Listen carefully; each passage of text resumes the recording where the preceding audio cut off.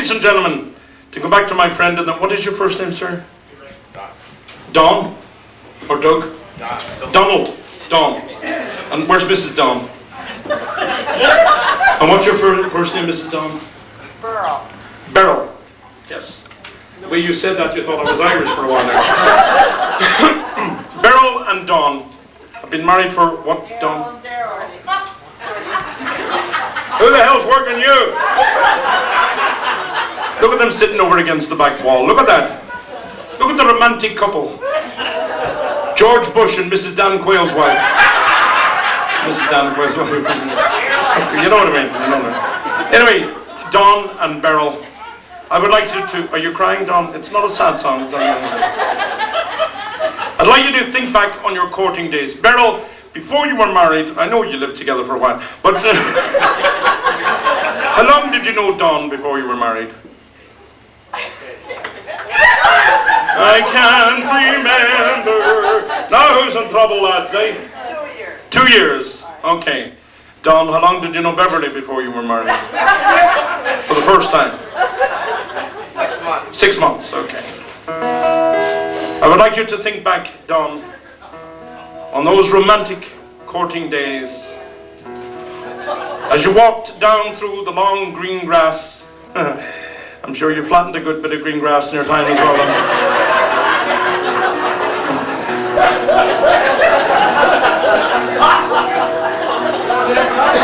That was the first time I've ever said that. Spontaneous comedy. All right, Don, here we go. Now, don't scratch now, it moves. I've said that one before, but anyway. All right, Don, are you listening, Bear? Because we ask questions afterwards. Here we go. It was in the month of May, going towards Loch Ney, for a walk on a Sunday afternoon,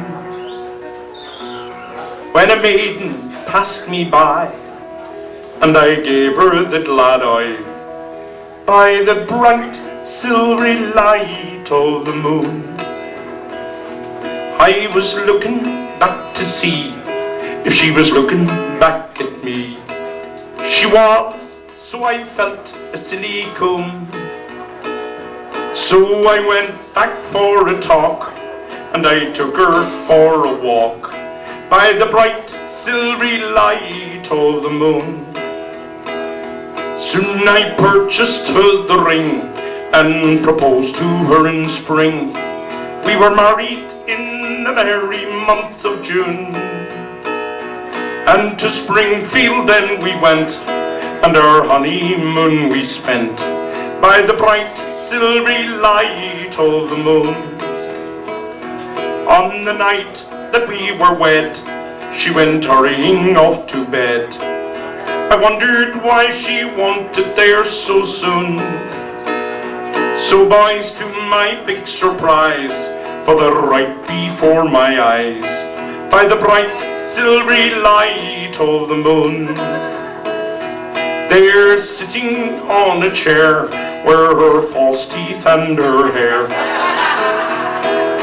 I knew that I'd been taken for a comb,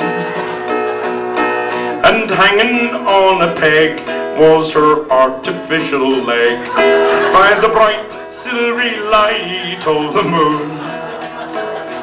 Oh, says I to the Queen of Hearts, looking down at her spare parts, which were scattered everywhere about the room. Oh, says I, what can this be? Half a woman, half a tree, by the bright silvery light of the moon. So young lads, take good advice, don't get into trouble twice. If you do, then you will rue it very soon. And when courting, take great care, and make sure that she's all there, by the bright silvery